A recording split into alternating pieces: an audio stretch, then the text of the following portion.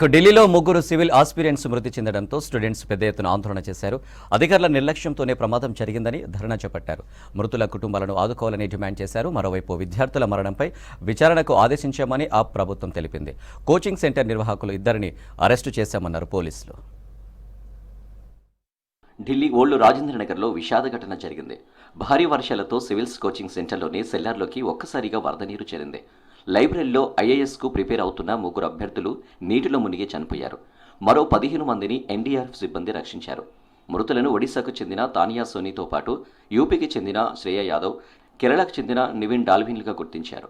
Tania Sony తండ్రి విజయ్ కుమార్ మంచిర్యాల జిల్లా శ్రీరాంపూర్లో సింగరేణిలో మేనేజర్గా పనిచేస్తున్నారు.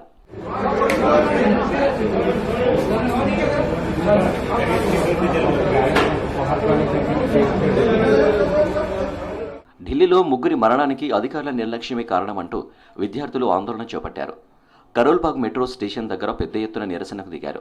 డ్రైనేజీ సిస్టమ్ బాగలేదని 10 రోజులుగా అధికారులకు చెబుతున్నా పట్టించుకోలేదన్నారు.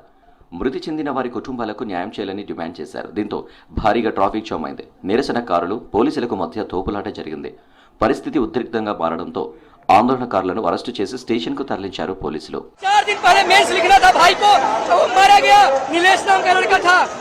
इनको प्रशासन को या कोचिंग माफिया को सबक नहीं लेनी थी, क्यों नहीं लिया? डॉक्टर विक्रम मेरा नाम हुआ और आपको पता होगा कि मुखर्जी नगर में भी आग लगी थी 5 मंजिला से, कैसे भयावह तरीके से बच्चा जान बचा रहे थे।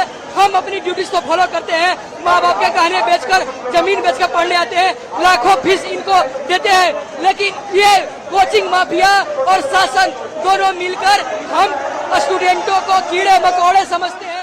ఘటనపై మెజిస్ట్రేట్ విచారణకు ఆదేశించామన్నారు ఢిల్లీ మంత్రి అతిషి. ముగ్గురు స్టూడెంట్స్ మృతికి గల కారణాలపై వీలైనంత త్వరగా రిపోర్ట్ ఇవ్వాలని అధికారులను ఆదేశించినట్లు ట్వీట్ చేశారు అతిషి.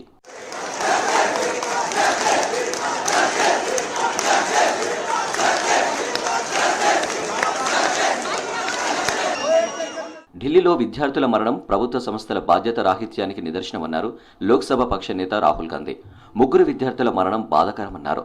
మృతుల కుటుంబాలకు ప్రగాఢ సానుభూతి తెలిపారు. సంయుక్త సంస్థల బాధ్యత రాహిత్యంతోనే సామాన్య ప్రజలు ప్రాణాలు పోగొట్టుకుంటున్నారు.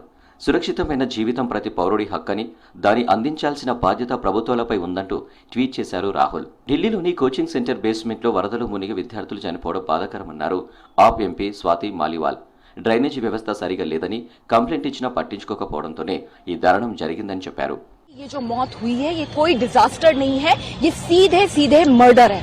एफआईआर दर्ज होनी चाहिए. ये जितने भी सरकार के बहुत बड़े बड़े नुमाइंदे हैं इन सब पे एफआईआर होनी चाहिए. सबकी जिम्मेदारी बनती है. नंबर 1. नंबर 2, ये बच्चे देश के अलग अलग कोनों से यूपीएससी की तैयारी करने दिल्ली आते हैं. बहुत बड़े बड़े सपने लेकर आते हैं. इनके माँ बाप कैसे कैसे कर इन्हें दिल्ली भेजते हैं और उसके बाद इन बच्चों की इतनी दर्दनाक मौत होगी और कोई एक्शन नहीं लिया जाएगा. सबसे जरूरी है ये जितने भी बच्चे मरे हैं, अभी तो पता ही नहीं चल पा रहा कि 3 मरे हैं या ज्यादा मरे हैं, जितने बच्चे मरे हैं उन सबके घर में जाकर 1 करोड़ की कॉम्पनसेशन इंडिविजुअली देनी चाहिए. నిబంధనలకు విరుద్ధంగా లైబ్రరీ ఏర్పాటు చేయడంతోనే ప్రమాదం జరిగిందన్నారు ఫైర్ సేఫ్టీ అధికారులు. స్టోరేజ్ కోసం వాడుకోవాల్సిన ప్రదేశంలో కోచింగ్ సెంటర్ నిర్వాహకులు లైబ్రరీ ఏర్పాటు చేసిందని చెప్పారు. సివిల్స్ అభ్యర్థుల మృతిపై ఓల్డ్ రాజేంద్రనగర్ పోలీసులు ఎఫ్ఐఆర్ నమోదు చేశారు. కోచింగ్ సెంటర్ యజమాని అభిషేక్ గుప్తా, కోఆర్డినేటర్ దేశ్పాల్ సింగ్ ను అరెస్టు చేశారు.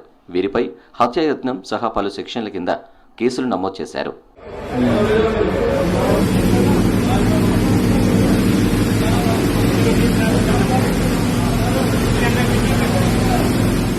మరోవైపు ఓల్డ్ రాజేంద్రనగర్లోని డ్రైనేజీలు ఓవర్ఫ్లో కావడమే ముగ్గురు మరణానికి కారణమని పోలీసులు ప్రాథమికంగా నిర్ధారించారు.